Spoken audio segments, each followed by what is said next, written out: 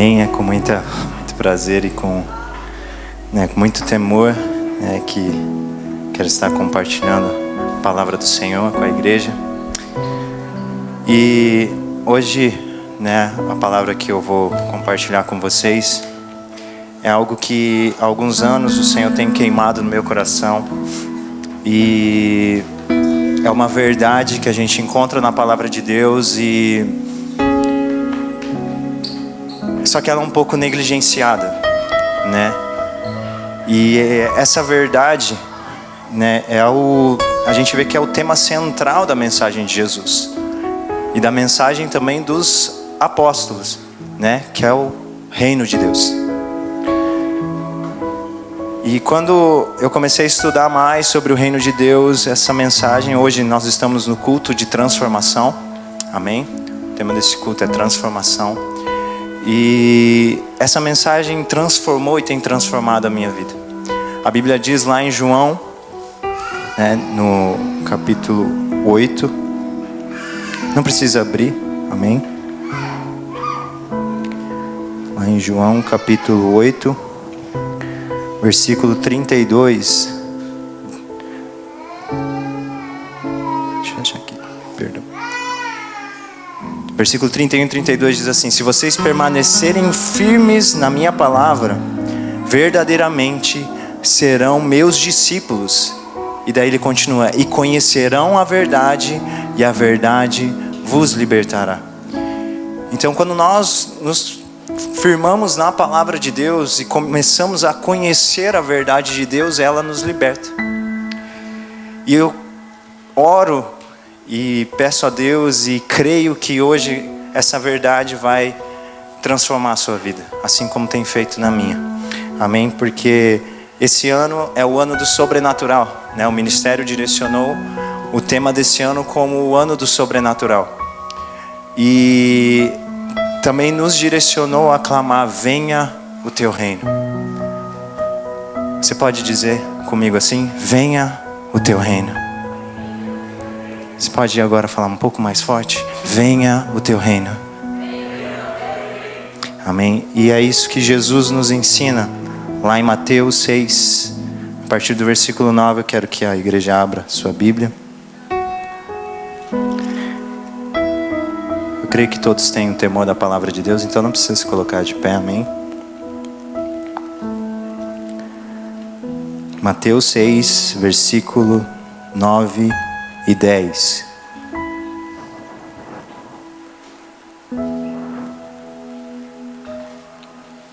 Todos acharam? Diz assim: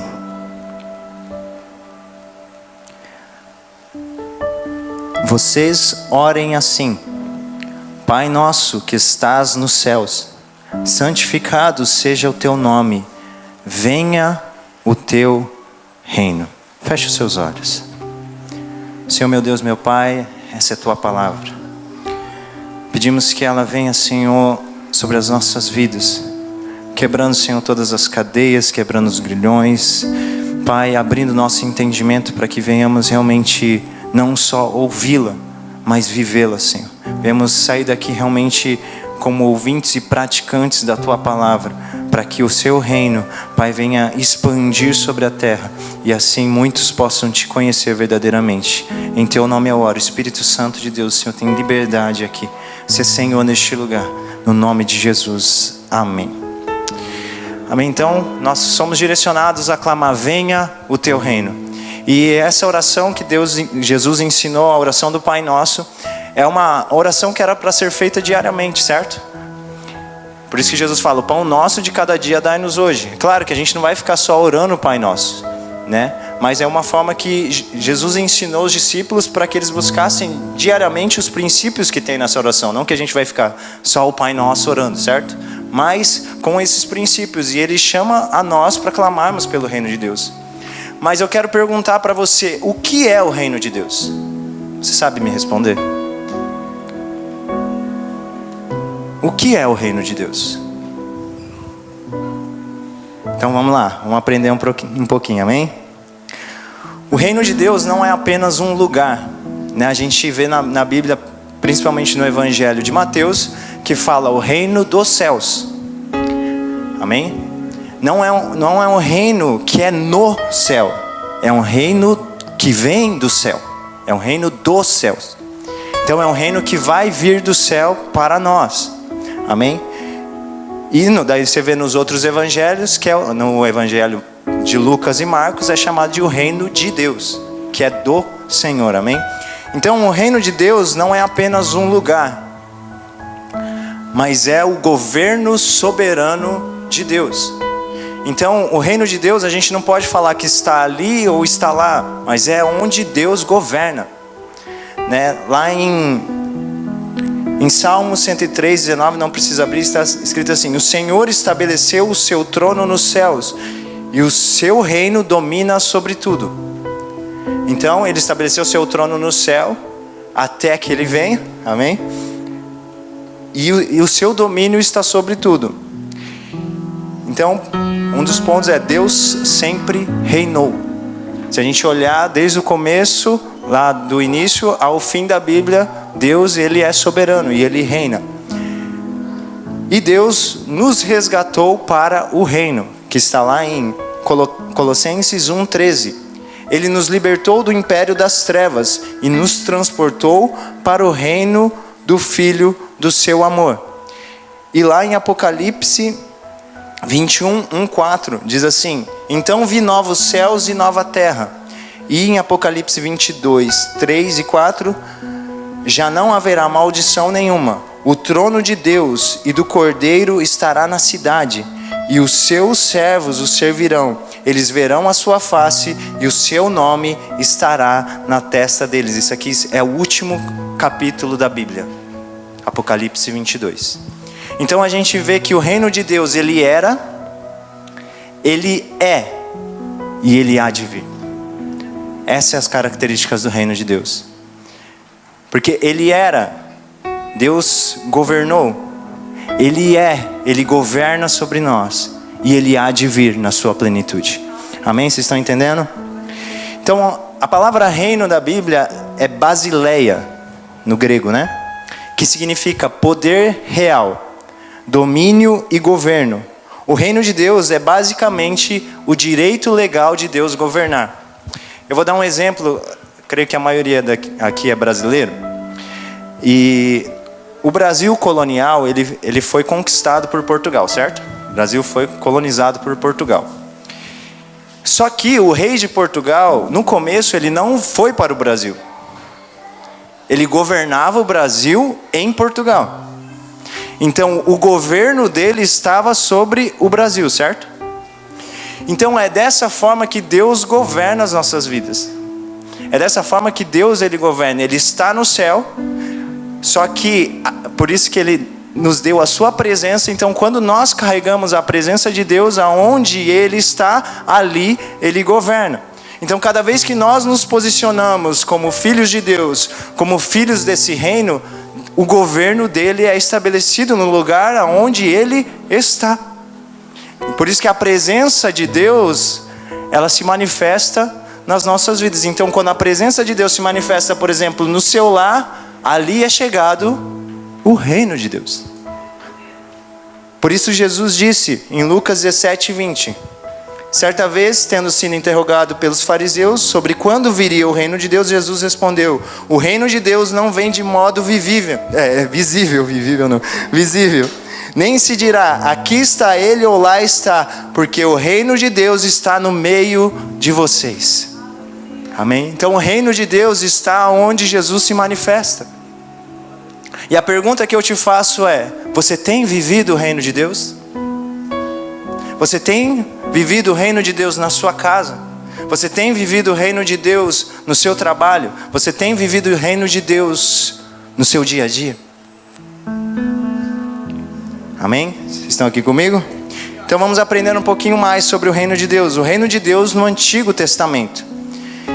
Embora o termo reino de Deus não apareça como essa frase, reino de Deus, mas a gente entende que o princípio já estava lá. Então Deus sempre foi rei, como eu falei. Lá em Salmo 93, 1 diz: o Senhor reina, está vestido de majestade. Deus prometeu um rei eterno, um rei eterno. Em 2 Samuel 7,16 diz: teu trono será estabelecido para sempre. Isso é uma promessa sobre Jesus. E o reino jamais será destruído. Isso está lá em Daniel 2,44. O Deus dos céus estabelecerá um reino que jamais será destruído. E essa passagem é interessante porque Deus, ele revela isso a um rei ímpio, que foi a Nabucodonosor. Deus revelou um sonho a Nabucodonosor, onde ele via uma estátua, né, com a cabeça de ouro, né, os peitos de prata, essa parte de bronze e os pés de bronze e terra, não, de ferro e terra, né? Então cada uma dessas matérias-primas, né, elas significavam um reino, que a cabeça era, né, o Império da Babilônia, né, onde Nabucodonosor vivia, ele que governava. A parte do peito de prata era os persas, que foi o segundo grande império do mundo, né, o Império Medo-Persa. E aqui no meio era o terceiro grande império do mundo, que é o greco-romano, o Império Grego, né, onde Alexandre o Grande conquistou toda a Europa, tal, foi o terceiro império. E o último império que nós tivemos foi o Império Romano, né, que é onde Jesus nasceu. E daí ele fala assim, que uma pedra cortada sem mãos humanas, ela iria de encontro a essa estátua e destruiria ela. E após isso, essa pedra ela cresceria até, e esse trono duraria para sempre. E o que estava falando que é essa pedra? Uma pedra sem corte humano, que é cortada por Deus. Essa pedra é Jesus Cristo. Jesus, ele nasceu em meio ao Império Romano.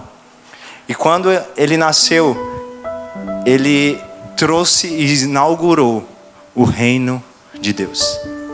Por isso que ele falou assim: é chegado a vós. E a mensagem principal de Jesus é: arrependei-vos, pois vos é chegado o reino de Deus. Então essa pedra que morreu, Jesus Cristo, ela destruiu os impérios das trevas e nos transportou para o reino do seu Filho amado. Você pode dar uma glória a Deus por isso? E esse reino de Deus é chegado a mim e a você hoje.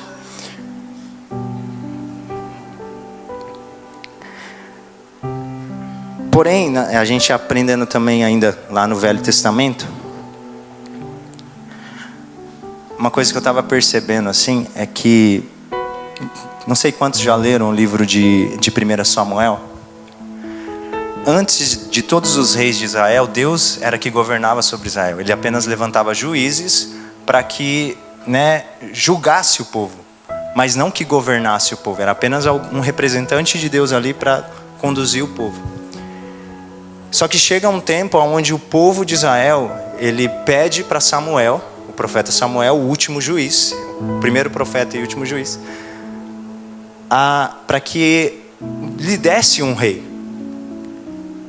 E quando o povo pede um rei, é interessante que está lá escrito em 1 Samuel 8,7, diz assim: não foi a você que rejeitaram, Deus falando a Samuel, mas a mim, que eu não reine sobre eles. Ou seja, mais uma vez a gente vê o desejo de Deus de governar e reinar sobre o seu povo.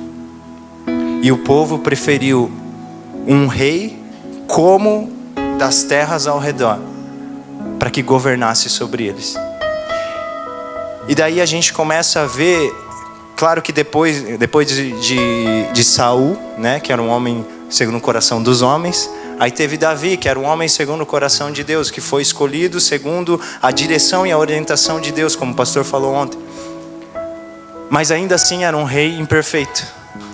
A gente vê Davi errando, falhando, cometendo pecados. E depois disso a gente vê uma sequência de reis, né, que governaram o povo de Israel. Alguns bons e muitos maus, mas que não conseguiram refletir o que Deus queria. que era o governo dele sobre a terra. Quando os reis eram bons, o povo experimentava da bênção de Deus. Mas ainda assim não era a bênção completa de Deus. Não era a bênção que Deus queria para eles. Mas Deus permitiu. Então às vezes Deus permite algumas coisas na nossa vida, mas não que é a vontade plena dele. Porque a vontade plena dele é que nós nos submetamos a ele e vivamos o teu reino. Mas isso depende de nós clamarmos: venha o teu reino. Depende de nós buscarmos: venha o teu reino. Se nós não buscarmos, não vai acontecer. Deus, ele não é como os impérios do mundo que obriga as pessoas a servi-lo. Mas ele é um Deus que nos orienta a servi-lo. Porque existe uma bênção ali, mas ele não nos obriga a servi-lo. Então o que você escolhe? Servir a Deus ou servir os reinos dessa terra? E assim quantas vezes a gente rejeita o reino de Deus? Talvez você fale assim: mas eu não rejeito o reino de Deus. E quando Deus fala para você orar por alguém? E quando Deus fala para você abençoar a vida de alguém? Quando você não tem? Eu já tive uma experiência assim, de estar passando por necessidade. E eu recebi uma oferta de uma pessoa. Foi no começo, quando me converti. E eu recebi, eu falei: nossa Deus, muito obrigado. A Bia era pequenininha, o Davi tinha acabado de nascer. E eu falei: nossa Deus, eu agradeci o irmão que me abençoou, tal. Aí na hora da oferta, assim, Deus falou assim: agora entrega tudo isso para mim. Eu tinha recebido um dia antes. Você entrega isso para mim? Aí eu olhei assim: mas Deus, o Senhor me abençoou, como que eu posso entregar algo que o Senhor me abençoou? É incoerente, não faz sentido. Mas aí Deus começou a queimar no coração: vai, entrega, entrega. Então às vezes viver o reino de Deus não vai ser sempre fácil. Não vai ser sempre fazer o que a gente quer. Não vai ser sempre fazer o que a gente gosta. Mas viver o reino de Deus exige tudo de nós. E a gente vai ver isso no Novo Testamento. Quando Jesus ele fala nas parábolas, ele fala sobre a parábola do tesouro escondido. Eu queria que vocês abrissem lá em Mateus 13:44.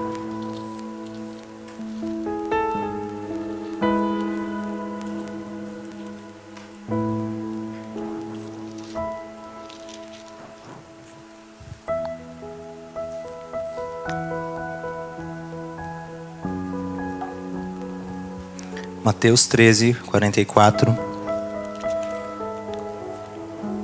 diz assim: o reino dos céus é como um tesouro escondido no campo. Certo homem, tendo-o encontrado, escondeu-o de novo. E então, cheio de alegria, foi, vendeu tudo o que tinha e comprou aquele campo. Ou seja, o reino de Deus, ele vale tudo. Só que só sabe o valor daquele campo aquele que cavou. Só entende o valor daquele campo aquele que teve a disposição de cavar. Aquele que teve a disposição de ir lá buscar.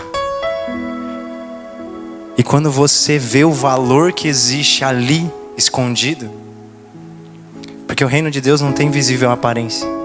E talvez a gente olhe para o campo e fale: é um campo comum, é um campo normal. Só que aquele que encontrou o tesouro sabe o valor que ele tem. Aquele que experimentou do tesouro sabe o valor que o campo tem. E está disposto aí sim a vender tudo, a entregar tudo para ter aquele campo. Por isso que eu falo, o reino de Deus, ele vale tudo.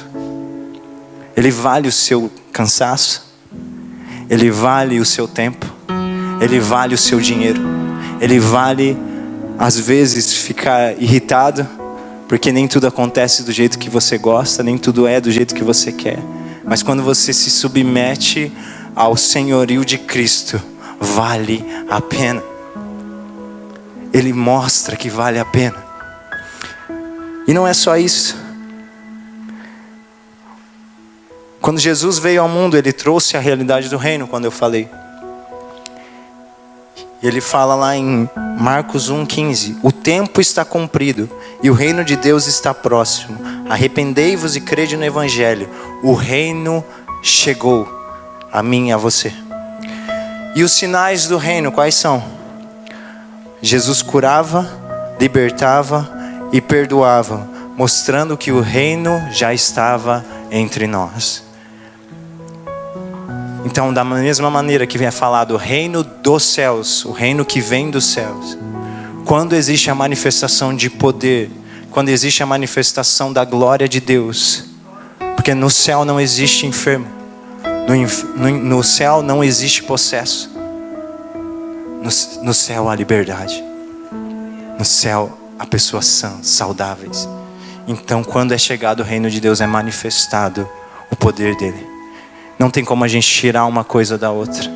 Amém? Então, se a gente vive o reino de Deus, a gente vive milagres. E assim como estamos no ano do sobrenatural, que a gente possa buscar isso, viver os milagres de Deus. O reino já chegou, mas ainda não em sua plenitude. Jesus disse: o reino de Deus está entre vós, como eu falei. Mas também ensinou que ele se manifestará plenamente na sua volta. Isso, Apocalipse 11:15. E também Jesus ensinou, os princípios do reino por outras parábolas, que o reino ele cresce de forma misteriosa. É como uma semente que cresce sem que o homem perceba. Marcos 4:26-29. E tem um alerta também: nem todos entrarão no reino, que é a parábola do joio e do trigo. Mateus 13:24 e 30, se você quiser ler na sua casa depois. Amém? Então, o reino, ele é celestial e espiritual. Amém? O reino de Deus, ele não é terreno e nem humano, como eu falei,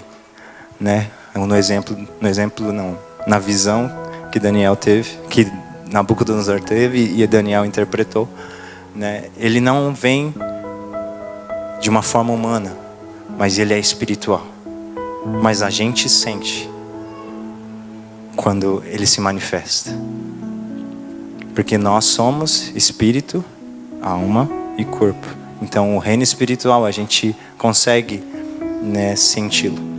E isso está lá em Daniel 2:44-45. Na época desses reis, o Deus dos céus estabelecerá um reino que jamais será destruído e que nunca será dominado por nenhum outro povo. Esse reino durará para sempre. Por isso Jesus falou sobre o reino dos céus em Mateus e também sobre o reino de Deus, Lucas e Marcos. Ele não estava se referindo a um reino distante no céu, mas à origem desse reino. Ele vem do céu para transformar a terra. E Jesus disse: o reino de Deus não vem com visível aparência, porque o reino de Deus está entre vós. Onde Jesus estava, o reino estava. O futuro do reino, a plenitude. Como eu falei, o reino ele era, ele é e ele há de vir. Então, um dia esse reino ele virá em sua plenitude. Isso está lá em Apocalipse 19:16. Rei dos reis e Senhor dos senhores. E todo mal será destruído e Deus reinará soberanamente. Apocalipse 21:3-4, como eu já li. E Deus enxugará dos seus olhos toda lágrima. Amém.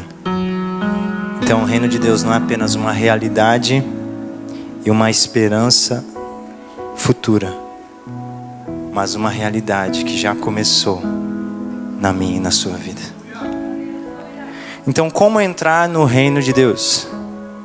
Amém? A entrada no reino de Deus, ela exige transformação. Nós estamos no culto da transformação. Está lá em Marcos 1:15, diz assim: arrependei-vos e crede no Evangelho. Então, para a gente entrar no reino de Deus, a gente precisa de arrependimento e precisa crer. É preciso de fé. É preciso de um novo nascimento. Quem não nascer da água e do Espírito não pode entrar no reino de Deus. Isso está em João 3:5. Precisamos viver segundo a vontade de Deus. Nem todo aquele que me diz Senhor, Senhor, entrará no reino, mas aquele que faz a vontade do meu Pai. Mateus 7:21. E precisamos buscar primeiro o reino. Buscar, pois, em primeiro lugar o reino de Deus e a sua justiça, e as demais coisas serão acrescentadas. Isso é Mateus 6:33. E, por último, sede santos. Mas, assim como é santo aquele que os chamou, sejam santos vocês também em tudo o que fizerem. 1 Pedro 1:15. Amém? Então, para nós entrarmos no reino de Deus, existem princípios e valores que nós precisamos viver. E existe uma mudança que nós precisamos ter de posicionamento. Uma transformação. Eu queria que você abrisse sua Bíblia lá em Romanos 12, 1 e 2.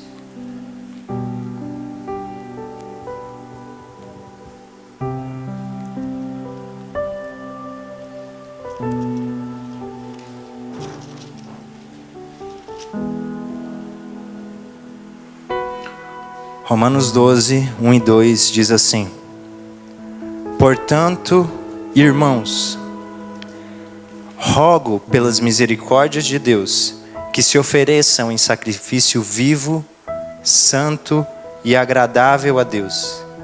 Este é o culto racional de vocês.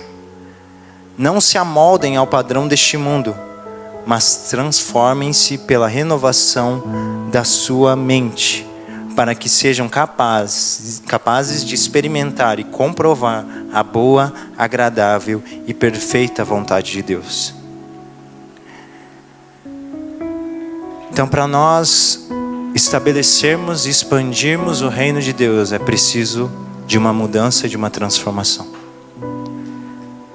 E a palavra aqui, transformem-se, ou transformai-vos, em grego ela é a palavra metamorfo, ou seja, é o sentido da palavra metamorfose, que é aquilo que acontece quando a lagarta ela se transforma em um casulo, e depois de ser um casulo ela se transforma em uma borboleta, que é uma mudança que acontece de dentro para fora. Então, quando o apóstolo Paulo ele está falando transformem-se, ele está chamando a nós primeiro a olharmos para dentro, deixarmos com que a palavra de Deus entrando em nós como uma semente plantada, ela comece a gerar algo, comece a gerar frutos, comece a gerar uma transformação que aí sim vai acontecer de dentro para fora. Então essa daí é a diferença entre o joio e o trigo. Para quem não sabe, a diferença entre o joio e o trigo é que o trigo ele é oco. O joio ele é oco. O joio ele é oco e o trigo ele tem a semente dentro. Então a diferença é o que está dentro. A diferença é o que a gente carrega dentro de nós, né? Então que a gente possa realmente deixar com que a palavra de Deus ela nos transforme e comece a mudar as nossas ações, as nossas atitudes. É muito falado assim, eu não quero viver uma religiosidade onde eu só faço, mas a transformação que acontece dentro de nós, ela precisa gerar frutos que gerem externamente algo, que mude as nossas atitudes, que mude a nossa maneira de viver. E é essa mudança que Deus pede para nós, por isso que é arrependei-vos. O que é o arrependimento? É eu estar caminhando por esse caminho aqui, aí eu viro totalmente para o outro lado. Isso é arrependimento. Não é somente, agora eu estou caminhando aqui, mas eu vou, aqui está o pecado, eu vou andar aqui assim. é andar longe, totalmente contrário, no rumo contrário àquilo que desagrada a Deus, né? E outro ponto aqui, para nós expandirmos e estabelecermos o reino de Deus, está na palavra aqui, que se ofereçam em sacrifício vivo, santo e agradável a Deus. Este é o culto racional de vocês. Então vai exigir do nosso corpo. E não sei se vocês sabem, mas a palavra culto no latim, cultus, ela significa cultivar. Ela significa cuidar e tratar. E é interessante que Deus, quando Ele cria o homem, e Ele fala assim para o homem: cultive a terra, é a mesma estrutura da mesma palavra, cultus. Então o cultivar e cultuar é a mesma estrutura em palavra. Então quando nós estamos cultuando, nós estamos cultivando, nós estamos cuidando, nós estamos realmente trabalhando para que a semente que nós plantamos, ela venha germinar, para que a árvore ela seja podada, para que a árvore ela se ajuste ao molde de Cristo. Então quando nós estamos cultuando, nós estamos sendo podados, nós estamos sendo trabalhados para viver conforme a vontade de Deus. Então quando nós entregamos o nosso culto, nós entregamos o nosso cultivo a Ele. E isso tem mais uma palavra, que é a mesma estrutura, que é cultura. Então quando nós cultuamos, quando nós cultivamos, nós geramos uma cultura, que é a cultura do reino de Deus. Quando nós cultuamos, não só aqui, junto como igreja, mas quando eu cultuo ao Senhor na minha casa, eu estou gerando uma cultura na minha casa. Por isso que é importante nós fazermos culto com a nossa família, nós orarmos com os nossos filhos, nós adorarmos com os nossos filhos, nós compartilharmos a palavra de Deus, porque aí sim a cultura do reino de Deus será estabelecida na nossa casa. É igual quando você vive em um país diferente, a gente entende bem, né? A gente vive, né, no Japão. Quando você chega aqui, há um impacto com a cultura. Principalmente quando você começa a andar com o japonês, é totalmente diferente. Os costumes, o jeito, né, tudo é diferente. E você precisa se ajustar. Você precisa se deixar ser transformado para conseguir viver aqui. A língua precisa mudar. Nosso entendimento precisa mudar. O jeito de tratar as pessoas, ele muda. E é assim o reino de Deus. Ele exige essa mudança. Não adianta eu ficar apenas vir à igreja e querer que Deus faça tudo. Mas eu preciso tomar um posicionamento de falar: Deus, eu quero mudar isso aqui. Deus, eu preciso dessa mudança e transformação. E não só falar: Deus, me muda, mas também: Senhor, o que eu preciso mudar? Senhor, o que eu preciso fazer para estar correspondendo ao Teu reino e à Tua vontade? Amém? E não só isso, também é uma forma de nós expandirmos o reino, é sendo filhos maduros de Deus. Em amor nos predestinou para sermos adotados como filhos, por meio de Jesus Cristo, conforme o bom propósito da sua vontade, para o louvor da sua gloriosa graça, a qual nos deu gratuitamente no amado. Efésios 1, 5 e 6. O propósito de Deus era que nós nos tornássemos seus filhos por adoção. E fôssemos trabalhados à imagem de Cristo. Cristo foi o Filho maduro de Deus. Então nós precisamos caminhar nas suas pisadas, caminhar como Ele andou. Vivendo como embaixadores, a palavra de Deus diz lá em 2 Coríntios 5:20, somos embaixadores de Cristo. E em Filipenses 3:20, nossa cidadania está nos céus. Amém? Então, não sei se você sabe o que é ser um embaixador, mas o embaixador, ele vive, por exemplo, o embaixador do Brasil no Japão. Ele vive aqui no Japão, ele usufrui de tudo que o país tem, mas o salário dele, tudo que ele recebe, vem do Brasil. Então, independente se o Japão está em crise, ele não está em crise. Se o Japão estiver passando fome, não importa, o salário dele vem do Brasil. Então não importa se o mundo está destruído, o meu e o seu salário vem do Senhor. A nossa provisão vem de Deus. O cuidado vem do Senhor. Basta nos submetermos ao reino de Deus, amém? Estamos terminando. Anunciando o reino, sendo testemunhas. E este evangelho do reino será pregado em todo o mundo, como testemunho a todas as nações. Então virá o fim. Mateus 24:14. Um dos propósitos principais de Deus não é que a gente seja... Gente, entendam bem. Eu valorizo muito ser pastor, presbítero, né, diácono, né, apóstolo, evangelista, mestre. Mas o nosso principal chamado é ser testemunha. É testemunhar dos feitos do Senhor. E serão minhas testemunhas, tanto em Samaria, Judéia e por toda a Galileia. Nosso principal chamado é ser testemunha do que Deus tem feito nas nossas vidas. É ser testemunha dos milagres que Deus está fazendo. É testemunhar e compartilhar com o outro. Irmão, olha o que Deus fez na minha vida. Olha o que eu aprendi. Olha o que o reino de Deus tem feito. E ser testemunha é algo que é para poucos. É só para os amigos de Deus. Porque às vezes Deus vai contar com a gente para coisas difíceis. Lázaro, ele morreu. E ele era amigo de Jesus.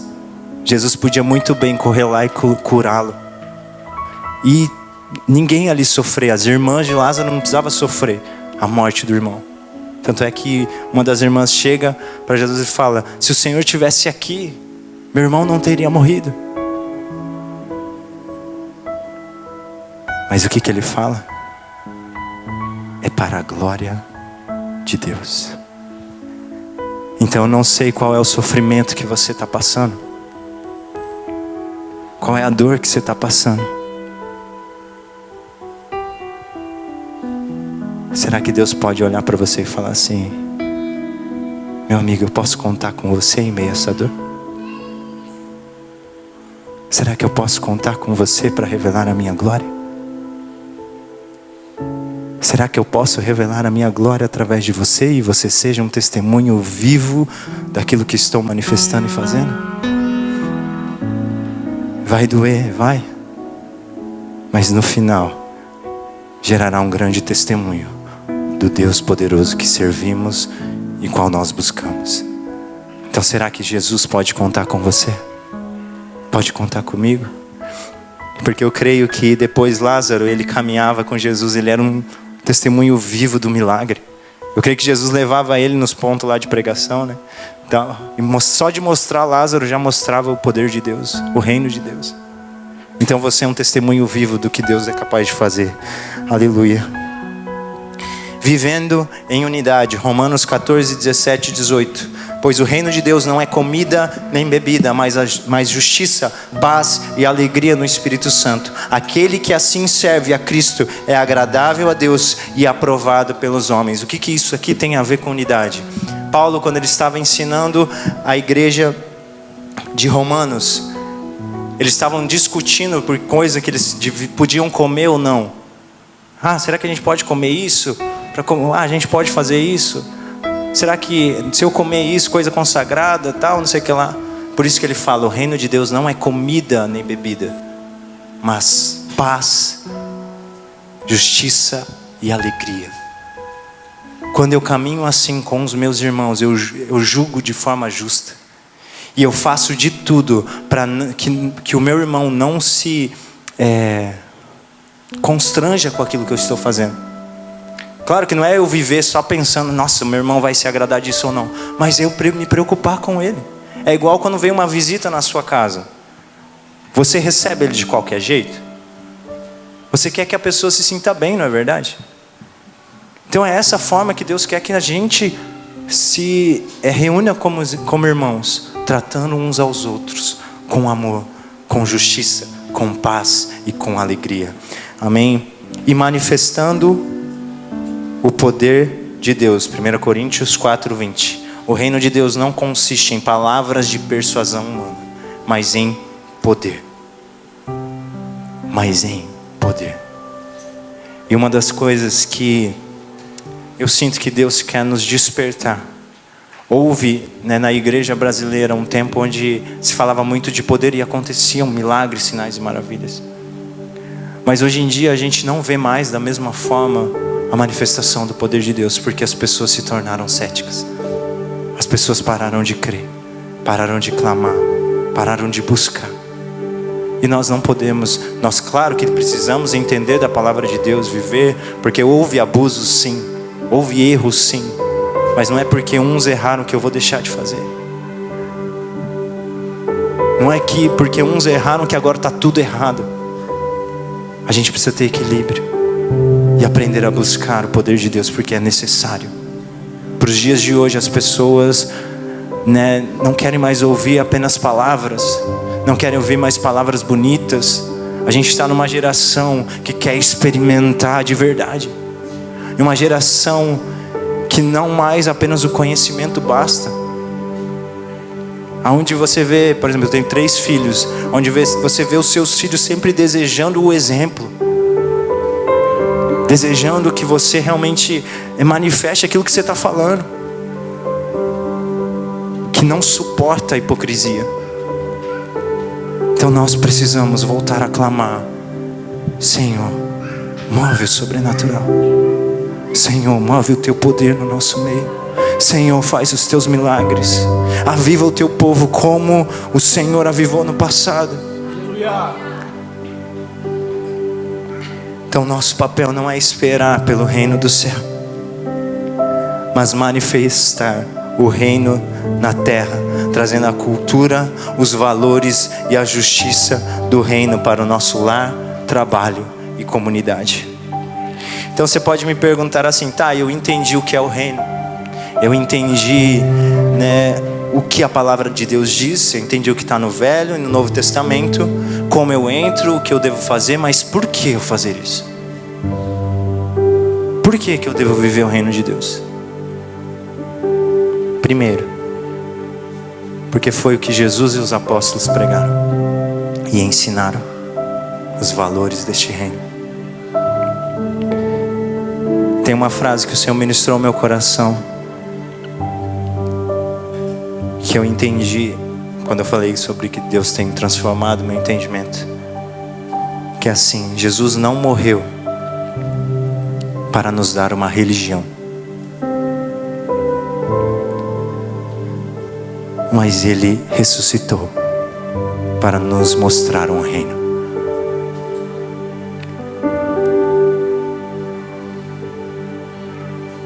Porque a religião é um meio pelo qual nós queremos nos achegar a Deus. Então se a gente fosse falar, eu quero uma religião, a nossa religião é Cristo. Porque é Ele que nos faz de novo se achegar a Deus. Não existe outro caminho. Não é por eu ser bom, não é por eu obedecer um livro de regras. A salvação vem pela fé. Mas a partir da fé, aí eu obedeço, aí eu vivo a presença de Deus, a obra de Deus. E segundo, a resposta está lá em Lucas 13:18. Se você puder abrir o último capítulo que nós vamos abrir. Lucas 13.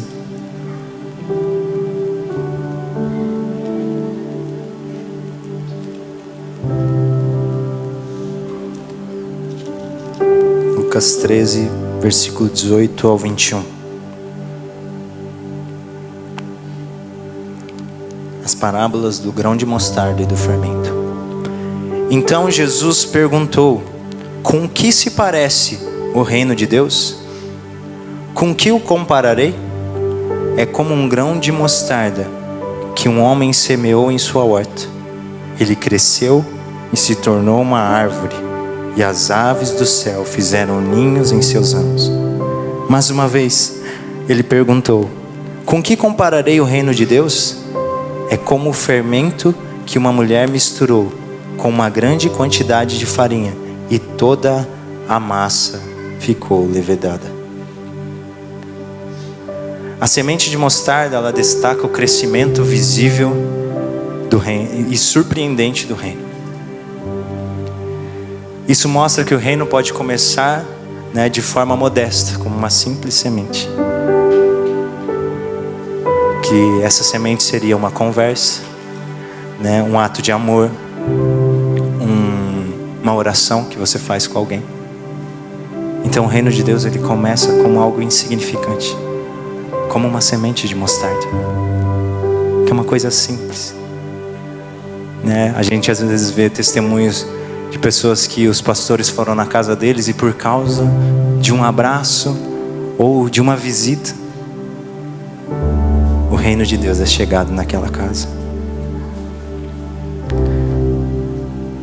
Mas o seu impacto, o reino de Deus começa de uma forma insignificante, mas o seu impacto é algo que todos verão, como uma árvore de mostarda, que é uma das maiores hortaliças, onde as aves fazem os seus ninhos. Ou seja, onde você vai ser um lugar onde as pessoas podem encontrar abrigo e refúgio. Já o fermento, ele representa uma transformação silenciosa e invisível, mas poderosa. Ele age por dentro, mudando toda a estrutura da massa.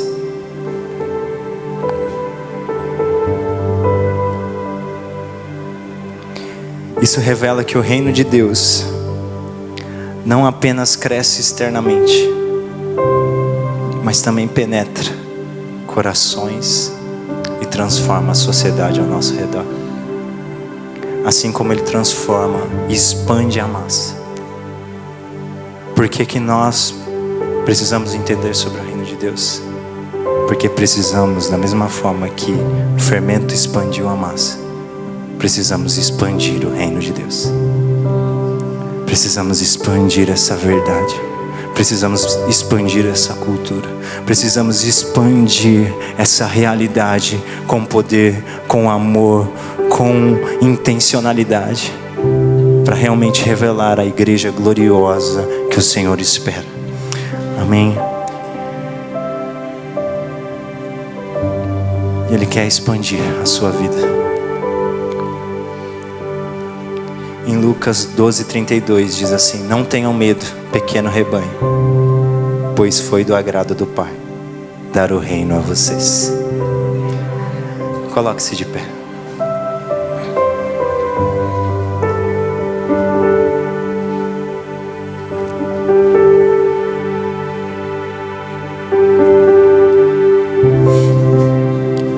Eu não sei o que o Senhor ministrou ao teu coração.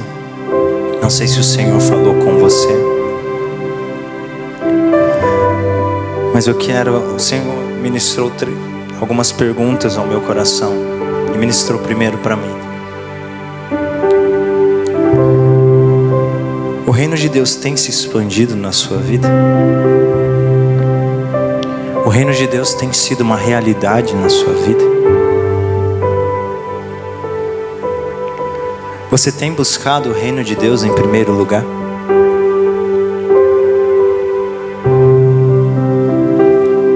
Você tem anunciado o reino de Deus onde você está ou onde você estiver?